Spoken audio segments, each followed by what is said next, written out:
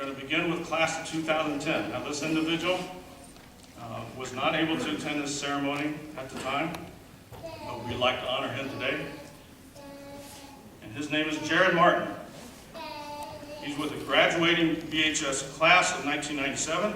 Jarrod Martin earned 7 varsity letters by focusing on football and wrestling. In football, Jarrod achieved first team All-WL during the senior year, as well as All-District, honorable mention, and team MVP. In wrestling, he was a 3-time qualifier for the state championship and finishing in 3rd place in the state for his weight class. Jarrod was a 2-time district champion, 4-time sectional champion, WOL Wrestler of the Year in 1997, 4-time selection on the first team All-WOL team, and held a career record of 125 victories versus 17 losses. The BHS team were WOL champions and placed 7th in the state dual championships while earning 2nd place in the sectionals, 6th place in the districts, and finally 11th place in the state. Jarrod has also served in our community. He was on the city council at one point in time and a state representative for the state of Ohio. We welcome Jarrod Martin at this time. Congratulations.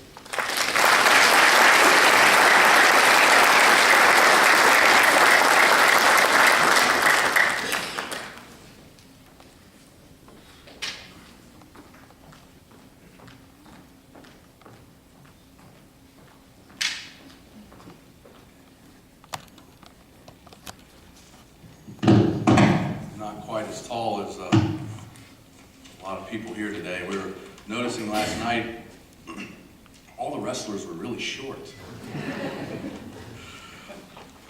I tell you, in my experience, I've had the opportunity to speak in front of lots of groups of people, large crowds.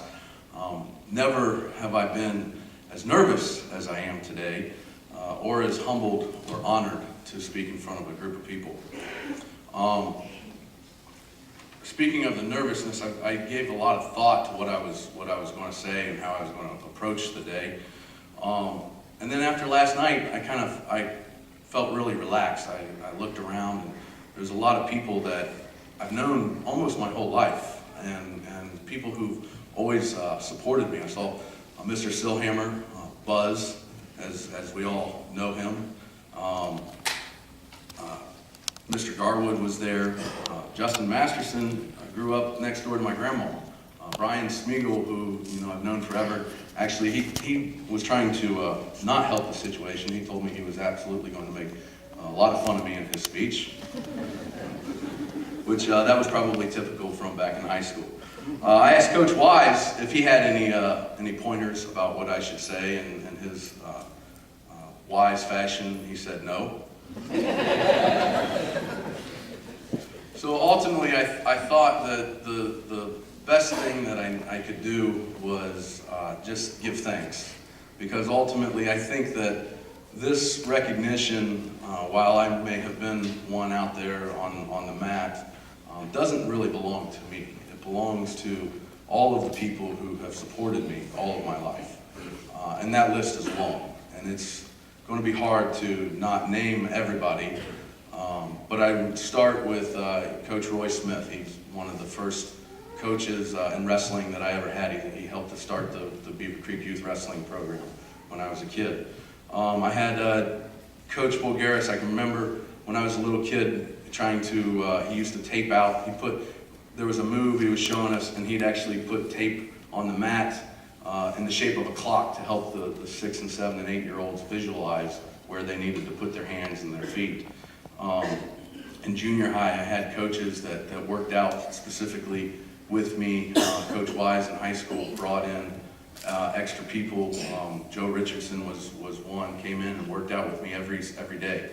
The recognition goes to those people who put the extra effort in to help a young person to be better. I had friends on the team whose parents took us after practice to extra workouts and to extra weightlifting sessions. Coach Wise, I don't know if this is foolishness or craziness or just his actual dedication. He one time, believe it or not, I was 15. I wanted to go to a tournament in Chicago.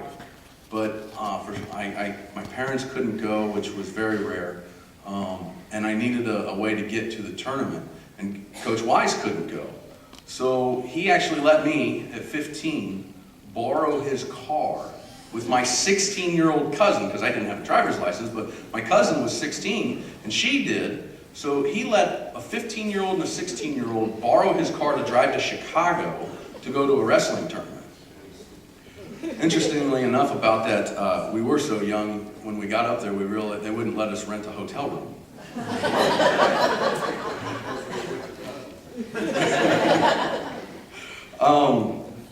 Ultimately, though, my biggest thanks goes to my biggest fans, which have always been my parents. My mom and dad have always supported me no matter what. My mom has always been what she calls my biggest fan, and I think that's true. My dad, in his special way, supported me, used to tell me not to come home if I lost, but I always knew that that was his way of saying that he loved me.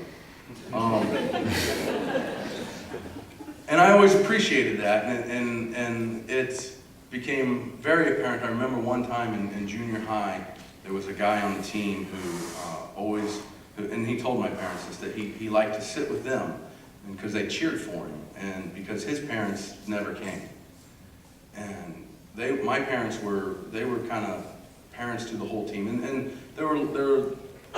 they were always there for everything. And they are my biggest fans and the people that I want to thank the most, because without them, I wouldn't be standing here today.